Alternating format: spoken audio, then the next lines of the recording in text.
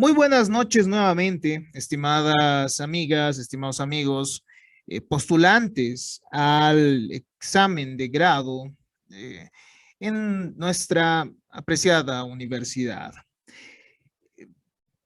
Nos toca estudiar el derecho comercial, ¿no? Esta es una materia que ustedes ya conocen muy bien. Y para esto tenemos que hablar de algunos aspectos generales. ¿Qué es el derecho comercial?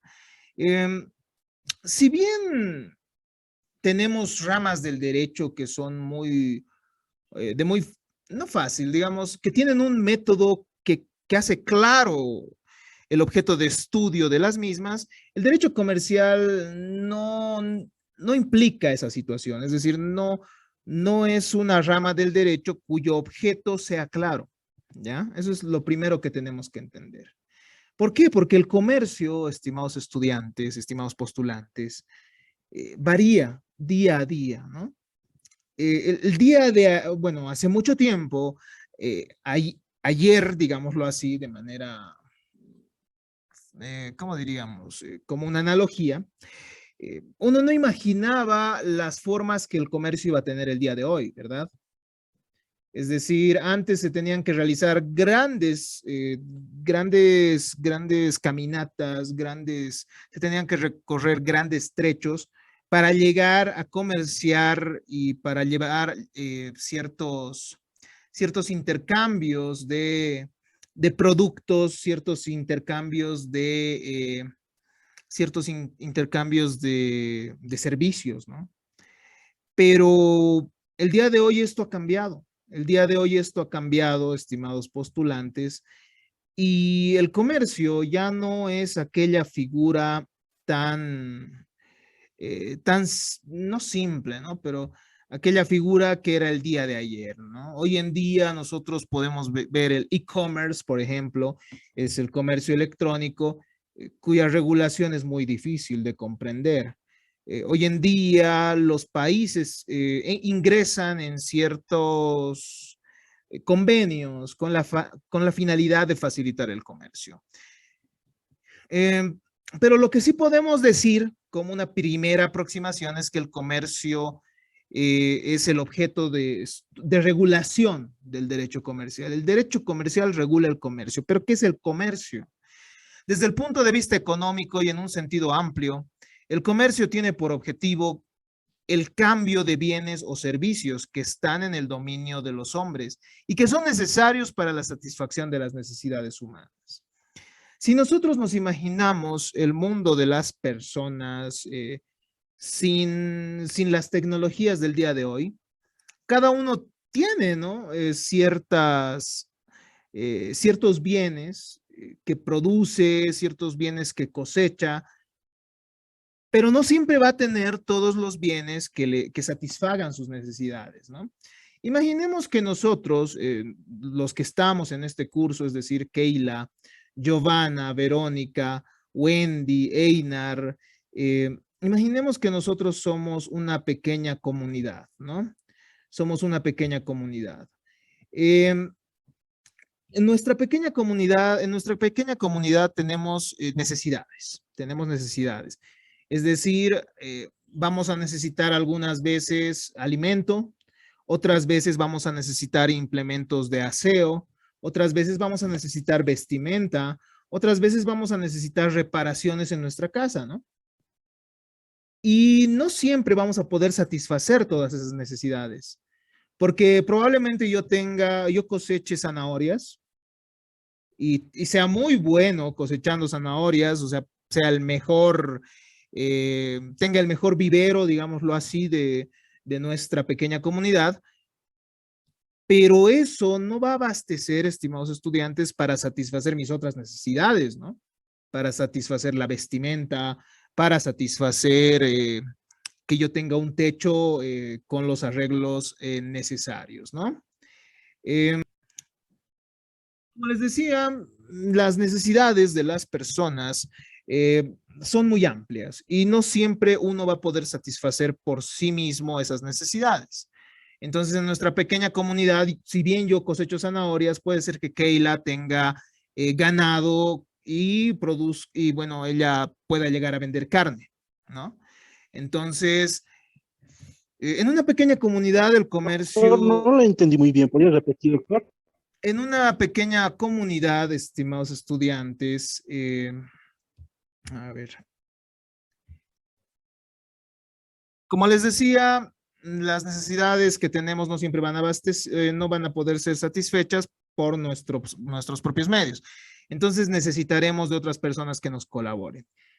Pero puede ser que incluso nuestra comunidad no pueda satisfacer sus necesidades, porque va a haber otras comunidades que tengan mayores tecnologías que la nuestra, ¿no? Entonces, ahí surge el comercio. En el momento en que hay una mediación, ¿no? Supongamos que tenemos una comunidad al lado y, bueno, yo tendré que viajar a vender mis zanahorias a esa comunidad porque esa comunidad no tiene zanahorias. Y así se van complejizando más y más las necesidades de las comunidades, de las sociedades, ¿no? De la sociedad en general y de la humanidad en general. Entonces, estimados estudiantes, estimados postulantes, si ustedes se ponen si nos ponemos entre todos a reflexionar un momento, nos daremos cuenta que por sí mismos no podríamos satisfacer esas necesidades. Entonces, en algún momento hay un intermediario, ¿no? En algún momento yo necesitaré arroz y habrá alguien que traiga ese arroz hasta mi pueblo y se vende en el mercado, ¿no? de mi pueblo. Estos aspectos demuestran que el comercio no es un fenómeno tan sencillo, ¿no? Y el comercio tiene un doble aspecto, para empezar. A ver, analicemos entonces qué es el comercio. Ya hemos visto que esto tiene que ver con la intermediación, ya tiene que ver con ese intercambio de bienes y Ah, ya. servicios, ¿no? Entonces, el comercio, en el concepto del mismo, tiene dos elementos o un doble aspecto. Uno de índole objetiva que consiste en la realización de actos de mediación, es decir, mediante el comercio nosotros realizamos ciertos actos interviniendo entre dos productores, ¿no? Supongamos Keila eh, produce ropa y Giovanna necesita ropa, entonces yo lo que haré es llevar esa ropa hacia Giovanna. Entonces el comercio implica esos actos de mediación en primer lugar. En segundo lugar hay un elemento de índole subjetiva que consiste ya en el ánimo del lucro, que persigue quien realiza la función de mediador. Es grande la doctrina, es grande el sector de la doctrina que nos dice que los comerciantes buscan un lucro al momento de ejercer actos de comercio. Sin embargo, estimados estudiantes, estimados postulantes, no es del todo cierto y eso complejiza más aún el objeto de estudio, ¿no? ¿Por qué? Porque hay otros que nos dirán, en realidad no se busca, el comerciante no siempre tiene ánimo de lucro, muchas veces busca tener una reputación buena ante la sociedad, ¿no? Más allá de conseguir el lucro que le podría generar la actividad de comercio. Entonces el comercio en primer lugar lo podemos conocer de esa manera, ¿no? Mediante los actos de comercio, los actos de mediación y en segundo lugar mediante el ánimo de lucro que busca el comerciante. Históricamente, el comercio tiene diferentes momentos. En un primer momento se habría dado el trueque como el medio de satisfacción de necesidades. Como les decía, en una pequeña comunidad es muy fácil cambiar, ¿no? Yo necesito carne, voy donde Keila y ella me da carne y yo le doy las zanahorias a cambio. Entonces, el primer momento es el del trueque. Pero posteriormente es necesaria la mediación, ¿no? Como la mediación, ojo, aquí falta una letra. La mediación como una ocupación habitual para obtener beneficios, ¿no? En algún momento, reitero, se complejiza esto, ¿no? Yo ya no voy a poder conseguir en mi comunidad o cerca, ya no voy a conseguir de mis vecinos lo que necesito. Entonces va a haber alguien que va a mediar esa relación, ¿no? Va a haber alguien, va a ir Einar, por ejemplo, va a viajar a otro pueblo y va a traer otros productos, ¿no? Que puedan ayudarme a satisfacer esas necesidades. Entonces, el comercio viene posteriormente, después de esa figura antigua y precaria que es el trueque, va evolucionando hacia esa actividad de mediación. Después se da la creación de pesos, medidas y balanzas para establecer la equivalencia entre los bienes que se intercambian, ¿no? Entonces, pesar o medir los productos colabora a que esos intercambios no sean injustos. Para evitar dificultades en el cambio, también surge la moneda, ¿no? Surge la moneda que va a ser un medio de una medida de valor, lo que nos va a permitir establecer cuánto vale un bien. Se ensanchan también los descubrimientos geográficos gracias al comercio. Recordemos que América ha sido descubierta en búsqueda de una mejor ruta comercial, ¿se acuerdan? ¿No ve? Entonces ha sido el comercio, permite también ese tipo de descubrimientos geográficos, permite que se conozcan nuevos productos, nuevos bienes para el consumo humano, ¿no? Los tratos que se dan entre los seres humanos generan confianza entre ellos, ¿no? Y también generan créditos y la movilización de riquezas sin necesidad de disponer de dinero. Entonces, en un primer momento los intercambios eran instantáneos, ¿no? Pero en algún momento una persona tuvo que decirle a otra, está bien, te presto y tú me lo devuelves el día de mañana, ¿no? Entonces ahí se van complejizando más y más las relaciones comerciales, ¿no? Ustedes probablemente han tenido ese tipo de relaciones, han intervenido no necesariamente como comerciantes, pero sí como personas que van a ejercer actos de comercio el momento en que han adquirido ciertos productos, ¿no? Y han tenido que pagar, por ejemplo, obligaciones de tracto sucesivo, ¿no? Pagar cada cierto tiempo, por ejemplo, la dotación de ciertos bienes o servicios. Los hombres entonces unen esfuerzos también a lo largo de la historia, forman caravanas que se unían para afrontar trayectos riesgosos. Esto ha culminado en las sociedades, ¿no? Históricamente, para evitar asaltos, los comerciantes transitaban en conjunto, ¿no? En conjunto hacia otras sociedades. De esta manera se protegían de aquellos criminales que se dedicaban al robo de mercancías. Entonces, de esa manera, uniendo esfuerzos, también vemos una primitiva forma de lo que hoy en día son las sociedades, ¿no? Hoy en día nosotros hemos visto, nosotros podemos ver que hay formas sumamente complejas como la sociedad anónima, ¿no? En la sociedad anónima uno no conoce a sus socios. Por ejemplo, yo puedo comprar acciones a la cervecería boliviana nacional y no conocer quiénes serán mis socios, pero directamente recibir los réditos cada mes, ¿no ve? Entonces, si se dan cuenta, el comercio es muy complejo, es un monstruo que se estudia y que se regula por el derecho comercial. Si nosotros clasificamos el comercio y lo tratamos de manera reduccionista, es decir, sin comprender todo lo que es el comercio, eh, podemos clasificar al mismo por razón de las personas que intervienen en comercio público y comercio privado. El comercio público implica la intervención del Estado en las relaciones comerciales, ¿no? El Estado celebra ciertos convenios internacionales con la finalidad, por ejemplo, de evitar que los aranceles de importación, por ejemplo, puedan ser demasiado gravosos para los comerciantes, ¿no? Entonces, hay un comercio privado cuando vemos la intervención del Estado. También hay un comercio privado, ¿no?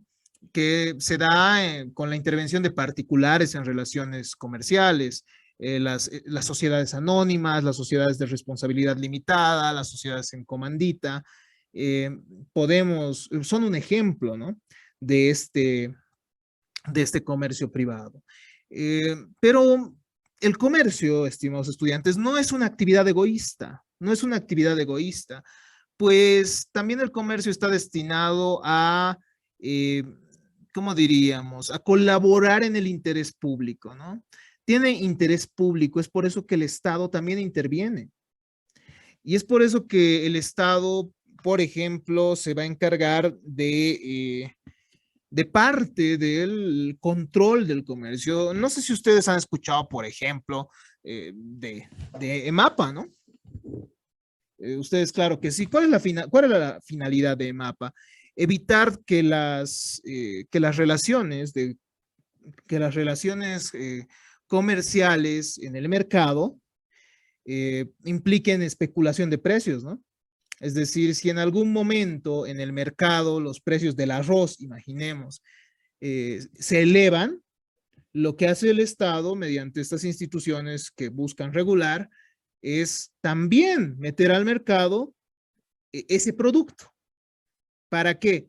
Para que esos precios altos, eh, bueno, obviamente esto va a ingresar al mercado con precios más bajos y lo que van a lograr es que estos precios altos también bajen, ¿no?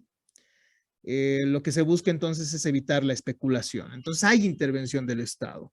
¿Por qué? Porque, reitero, el comercio es una forma de satisfacer las necesidades de las personas. Según el medio que se utilice o por el medio del que se vale, el comercio puede ser terrestre, marítimo o aéreo. Según el volumen de las importaciones, de las relaciones mercantiles, hablaremos de comercio mayorista y comercio minorista. El comercio mayorista, estimados postulantes, implica el expendio a otros comerciantes en grandes cantidades para que esto sea revendido. Y el comercio minorista implica ya la venta o las transacciones por unidades, ¿no? Por unidades. Resulta importante entonces en el comercio minorista un almacén, una tienda, esto que vamos a estudiar también bajo la figura del establecimiento, ¿no? Comercial. Según la época en que se desarrolla, puede ser un comercio en tiempo de paz o un comercio en tiempo de guerra, según la procedencia de las mercaderías. El comercio puede ser de importación o de exportación. Entonces, como se darán cuenta, el comercio es un monstruo, ¿no? Es muy complejo. Y el problema es que el derecho comercial busca estudiar esto, busca regular esto. Eh, pero ¿dónde se encuentra el derecho comercial? ¿En qué parte del derecho en general lo encontramos? Para esto, estimados estudiantes, es importante recordar que el derecho para algunos autores se divide en derecho privado y derecho público. Desde Cicerón, desde Ulpiano, ya existía esta división antigua entre jus publicum y jus privatum, ¿no? Pero no es la misma, no son los mismos los criterios que dividen a estas clasificaciones del derecho el día de hoy, ¿no? O sea, no se refieren a lo mismo. Otros autores que otros autores han manifestado que existiría una tercera rama, ¿no? Que es el derecho social. Finalmente hay algunos autores que dicen, no, no hay división entre derecho público y privado porque todo termina siendo un producto del Estado. Entonces, si tenemos que ubicar al derecho comercial, podemos decir que es una parte del derecho, ¿no? En primer lugar, así muy sencillo. Pero si ya tratamos de ubicarlo en las divisiones entre derecho público y privado, tenemos que comprender por qué está ahí. ¿Por qué estará el derecho comercial en el derecho privado? Para empezar, estimados estudiantes, estimados postulantes, no es muy clara la división entre derecho público y derecho privado. Los teóricos, al dividir el derecho público y privado, tienen diferentes perspectivas de lo que serían. Por ejemplo, algunos nos dicen que el derecho privado el derecho privado se va a caracterizar por tener normas dispositivas, mientras que el derecho público se caracteriza por tener normas imperativas. ¿Ya? ¿A qué se refieren? En el derecho privado existirían normas, nos dicen, bueno, todas las normas del derecho privado serían normas que permiten que los ciudadanos las modifiquen, ¿no? podrían incluso derogarlas, dicen algunos textos. Y si ustedes han visto, ustedes que están estudiando el derecho civil, además de esta materia que es el derecho comercial, ustedes revisan el Código Civil, revisan el Código de Comercio y muchas veces van a encontrar los términos salvo pacto contrario, ¿no ve? O salvo acuerdo diverso de partes. ¿Qué significa? Que los particulares, en el caso del derecho privado, sí pueden ponerse de acuerdo sobre sus relaciones jurídicas, sobre plazos, sobre el lugar del cumplimiento de la obligación, etcétera, ¿no? Entonces, esa es una característica del derecho privado, nos decían. En el derecho público, en cambio, son imperativas, ¿no? Si ustedes revisan el Código Penal dice, bueno, el asesinato tiene 30 años de cárcel y no dice en ninguna parte salvo pacto contrario de partes, ¿no? Eso no es posible verlo en un Código Penal o en un código tributario, por ejemplo, ¿no? Respecto a ciertas sanciones que pudieran surgir en el área. Entonces, esa es una diferencia, nos dicen algunos autores. Otros autores nos dicen que la diferencia entre derecho público y derecho privado se da en las relaciones jurídicas que surgen en cada una de estas ramas. Algunos nos dicen en el derecho privado las relaciones jurídicas son horizontales, ¿ya? Son horizontales. ¿A qué se refieren? Que las partes van a tener una relación jurídica en igualdad de condiciones. ¿No ve? Comprador, vendedor, cada uno de ellos está en una situación de igualdad entre ellos. Pero en el derecho público nos dicen no existiría esa relación horizontal, sino existiría una relación vertical. ¿Por qué? Porque el Estado está por encima del ciudadano, ¿no? El Estado, cuando el ciudadano incumple ciertos tipos, o bueno, subsume su conducta en tipos penales, ¿qué es lo que pasa? El Estado usa la fuerza, ¿no? Entonces hay una relación de poder ahí. O en el derecho tributario, el fisco cobrará las deudas tributarias al sujeto pasivo de la relación tributaria y lo hará por la fuerza. Entonces, esa es otra diferenciación, ¿no? Que realizan algunos autores. Entonces hemos visto que las diferencias estarían en las normas, en la relación jurídica, y finalmente hay otros autores, aunque hay obviamente más diferencias según otros autores. Otros autores nos dicen que la diferencia entre el derecho público y el derecho privado se encuentra en los intereses, ¿no? El derecho privado protege intereses privados, mientras que el derecho público protege intereses sociales, públicos. Y estos, lamentablemente, estimados estudiantes, ninguna de estas tres características es absoluta. ¿Por qué? Porque en el derecho privado también encontramos normas imperativas, ¿no ve? En segundo lugar, ¿por qué? Porque en el derecho privado, no, el Estado también interviene en el derecho privado, ¿no?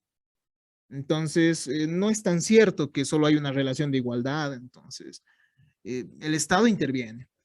Y finalmente, en lo que concierne al interés privado y al interés público, bueno, los intereses privados, el interés público es una suma de intereses privados, ¿no?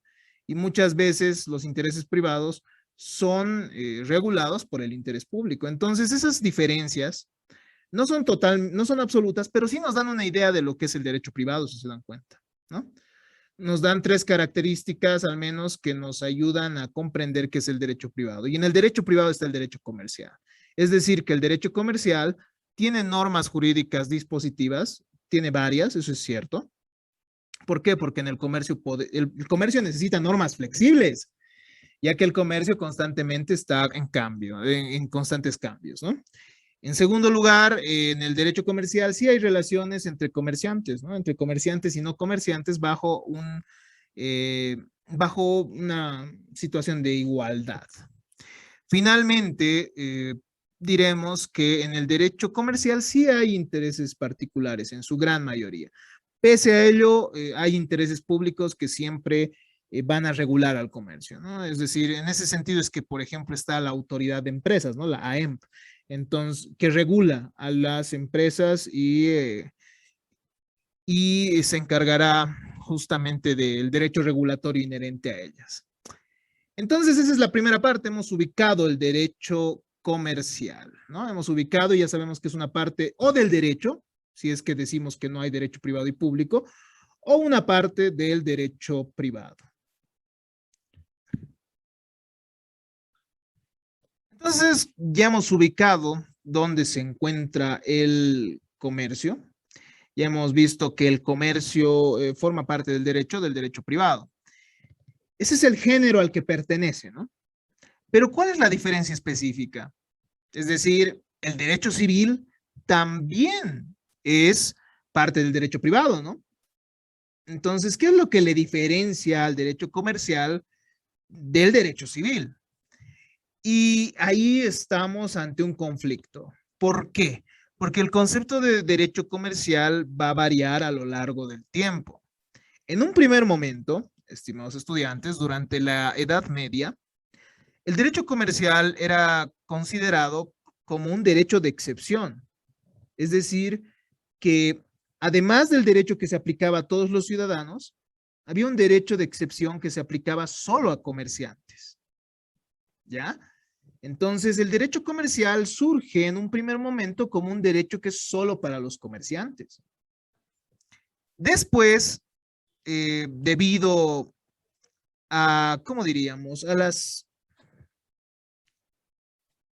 los frutos, o ¿cómo diríamos? Al pensamiento que se da durante la Revolución Francesa en 1789, el comercio ya no podría ser una regla para un grupo específico, ¿no? Porque los privilegios no pueden existir en un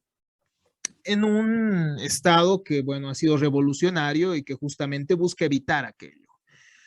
Entonces, ¿qué rige el derecho comercial?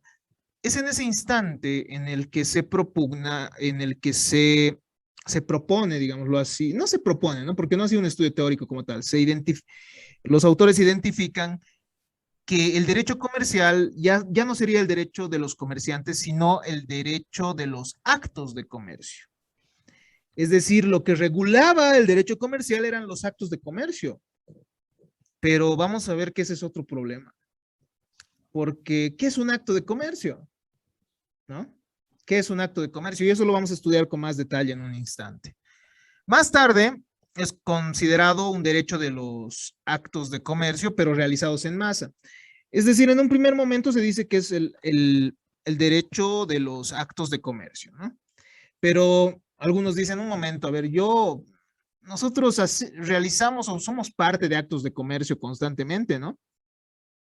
Si vamos a comprarnos tenis, por ejemplo, a Fair Play, no sé, o a una de esas tiendas grandes, estas están ejerciendo un comercio minorista, ¿no? Y nos están vendiendo un par de tenis y nosotros estamos formando parte de un acto de comercio, creo. Pero lo que distingue al comercio, o bueno, al acto de comercio, según ya se concibe posteriormente, es los actos en masa, ¿no? El comercio, o sea, el acto de comercio no puede ser un acto aislado, sino que tiene que ser constante y reiterado, ¿ya? Entonces, eso ya lo vamos a ir desarrollando mejor. Posteriormente es considerado un derecho de la empresa, es decir, de actividades económicas. Finalmente, sería una disciplina que regula la economía organizada. Es parte entonces de esa organización, de todo el movimiento económico que se daría en una sociedad. Entonces, si se dan cuenta, el derecho comercial nos presenta problemas graves, ¿no? Complejos, porque al final no sabemos qué estudia, porque no sabemos qué es el comercio. Pero ya lo vamos a desarrollar cuando veamos la figura del comerciante y del acto de comercio. El derecho comercial se ha tornado importante por relacionarse con dos conceptos muy importantes. En primer lugar está la universalidad. Estimados postulantes, el comercio no tiene fronteras, es internacional, ¿no? De ahí que nosotros veamos relaciones de importación, de exportación, y es que al final las necesidades del ser humano y de las sociedades cada vez se hacen más complejas. Y en segundo lugar hay progresividad, ¿no? Es el concepto de progresividad.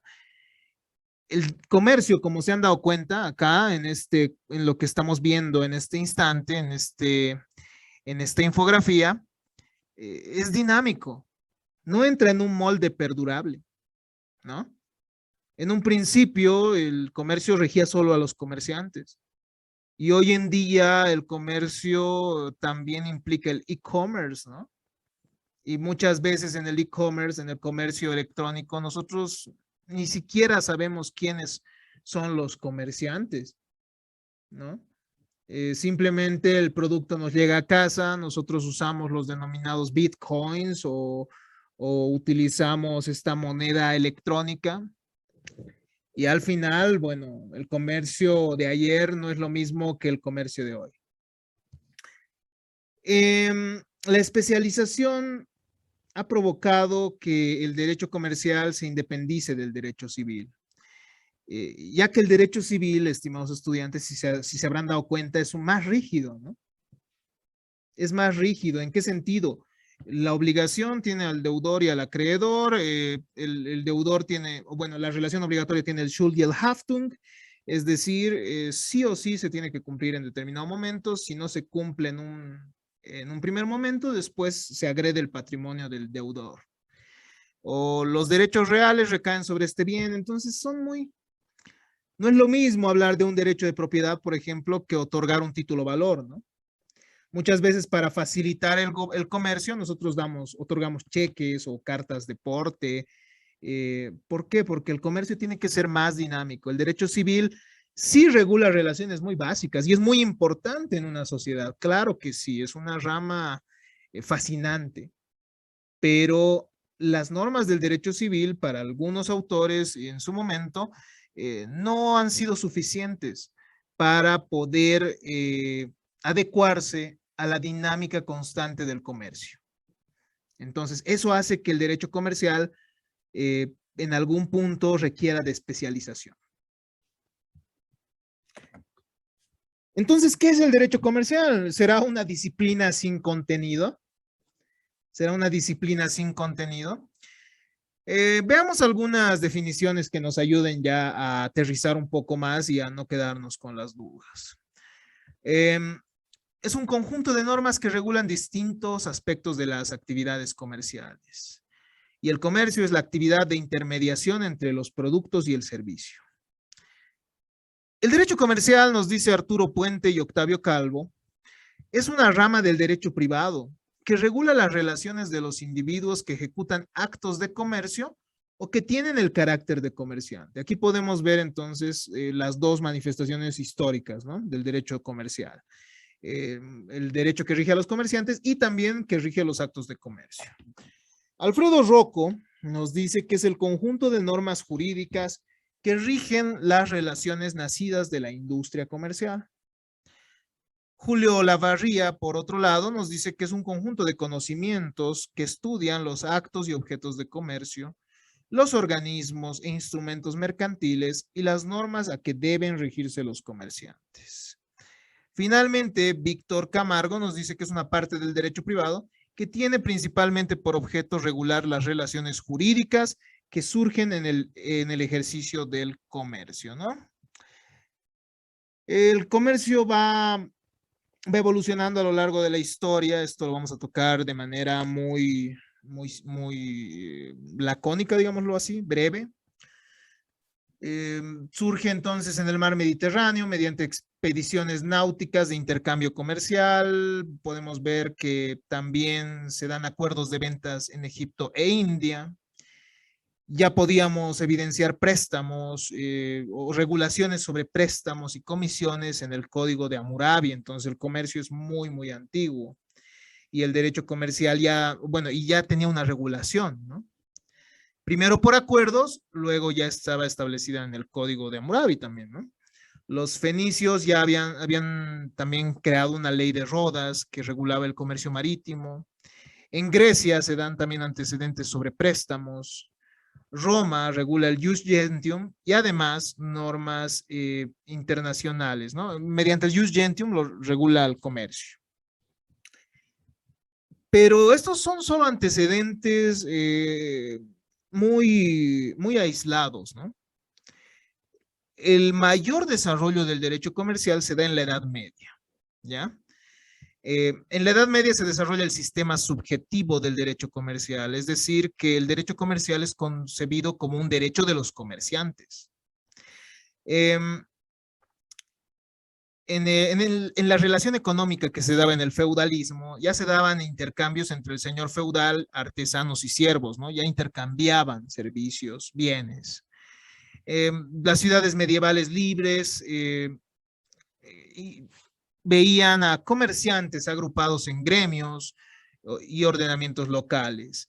En la Edad Media es donde nosotros vemos el surgimiento de los mercados y de las ferias, ¿no? Los vemos a gran escala al menos. Y surge también una jurisdicción especial para los comerciantes, es decir, una administración de justicia para los comerciantes mediante la lex mercatoria, y eran los cónsules quienes solucionaban las controversias. En la modernidad se va sofisticando más estos aspectos y surge un sistema objetivo que ya no toma en cuenta al comerciante, es decir, al sujeto, ¿no? Sino toma en cuenta los actos de comercios, el objeto.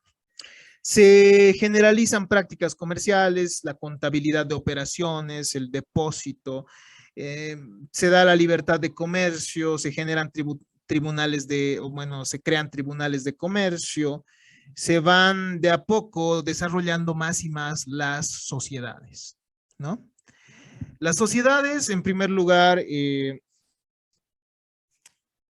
bajo la figura de sociedades colectivas, esto después va cambiando de a poco a sociedades, de sociedades con un carácter personal, se va cambiando de a poco a sociedades de capital, ¿no? Es decir, de sociedades en las cuales nos uníamos nosotros para un fin específico, se va pasando a sociedades en las cuales lo importante es ya no el elemento personal, sino el capital de la sociedad. Entonces, en un primer momento vemos las sociedades colectivas, ¿no? Seguro han estudiado ustedes los tipos de sociedades y tal vez incluso esta sea una pregunta de examen de grado. Las sociedades colectivas van sufriendo cambios, ¿no? Y se van generando las sociedades en comandita simple, las sociedades en comandita por acciones. Esto pasa a las sociedades de responsabilidad limitada, en las cuales todavía nos conocemos, ¿no? Entre los socios, bajo esas cuotas de capital. No son, sí, cuotas de capital, exacto. Y finalmente tenemos a la sociedad anónima, ¿no? Una creación intelectual impresionante en la que ya ni conoces quién es tu socio. Entonces, y lo que importa es el capital, las acciones. Las acciones se lanzan a la venta en el mercado y esto complejiza más las relaciones de comercio. ¿Cuál es el contenido entonces del derecho comercial? El derecho comercial tiene un contenido dinámico y muy amplio que puede comprender el estatuto del empresario comercial, es decir, la regulación de quién es comerciante. Y el comerciante puede ser una persona individual o pueden ser personas colectivas, ¿no ve? Esto ustedes lo han estudiado muy bien en derecho civil personas. En derecho civil personas nosotros sabemos que hay la persona natural y la persona moral o colectiva o también llamada persona ficticia, incluso por algunos autores, ¿no? Y en el derecho comercial, bueno, tenemos las personas con fines de lucro. Eso se estudia también en personas, ¿no? Ustedes han debido ver las personas colectivas con fines de lucro y sin fines de lucro. Entre las personas colectivas sin fines de lucro están las asociaciones y las fundaciones. Y además hay algunas otras regulaciones del código específicas, ¿no? Como los comités, si mal no estoy. También tenemos las personas colectivas con fines de lucro y aquí ingresan las sociedades, ¿no? Las sociedades en las cuales prevalece la teoría patrimonio-afectación. Ustedes ya han debido estudiar, ¿no? Que hay dos teorías grandes del patrimonio, teoría patrimonio-personalidad y otra teoría patrimonio-afectación. La teoría patrimonio-personalidad tiene mayor trascendencia en el derecho civil, porque está ligado el patrimonio a la persona, pero la teoría patrimonio-afectación tiene mayor trascendencia en el derecho comercial. Se estudia además instituciones auxiliares como los registros, las bolsas de valores, los auxiliares del comercio, del comerciante que vamos a estudiar. Y bueno, se realizan regulaciones sobre los bancos también, sobre los seguros. Se, se estudia además unos bienes muy peculiares que son los títulos valores. Los títulos valores que permiten que las relaciones de comercio sean mucho más dinámicas, ¿no? El establecimiento comercial y la empresa, el derecho de mercado, los contratos comerciales. En esto hay una coincidencia, ¿no? Con el derecho civil. ¿Por qué? Porque en el derecho comercial se aplica la teoría general del contrato, lo que ustedes ya conocen, ¿no? Esto del consentimiento, objeto, causa, formalidades, nulidad, anulabilidad, las formas de invalidez del contrato, etcétera. Se aplica lo genérico, pero específicamente hay ciertos contratos que están destinados para celebrarse entre comerciantes, ¿no ve? Como el contrato de suministro, hay también hay ciertos contratos, el contrato de seguro, ¿no? Que son propiamente, son contratos típicos, pero del derecho comercial, ¿no ve? Y que se encuentran en ese amplio cuerpo normativo que ustedes conocen y que tal vez, bueno, uno nunca termina de leer, ¿no? Que es el Código de Comercio, que es inmenso y que establece, bueno, ahí están las regulaciones de todos los contratos comerciales también, de los contratos típicos al menos. Hay procedimientos especiales también, se puede ver cómo es que terminan las personas colectivas mediante la figura de la quiebra, que seguro han estudiado en derecho comercial, ¿no? El momento en que hay cesación de pagos, cuando ya no pueden satisfacerse las obligaciones por parte de, de los comerciantes. ¿Cuáles son las tendencias del derecho comercial actualmente? El derecho comercial tiene algunas tendencias. En primer lugar está la comercialización del derecho civil. El derecho civil cada vez se ve más invadido, digámoslo así, por relaciones comerciales, ¿no? ¿Por qué? Porque el comercio va creciendo más y más. Entonces, las relaciones de particulares, las relaciones que realizamos, digo, las relaciones jurídicas de las que formamos parte, eh, también forman parte de actos de comercio, ¿no? Por ejemplo, viajar en una flota. Viajar en una flota constituye un acto de comercio también, ¿no? Obviamente, nosotros somos no comerciantes, pero que estamos dentro de ese acto de comercio. Es bien interesante aquello. La publicitación del derecho comercial es otro fenómeno. Si bien el derecho comercial en un principio era un derecho para un gremio que tenía intereses específicos, que eran los comerciantes, posteriormente el comercio también ya es visto bajo otras perspectivas, ¿no? La responsabilidad social empresarial, por ejemplo, en la cual las empresas también colaboran en el desarrollo de una sociedad ética, ¿no?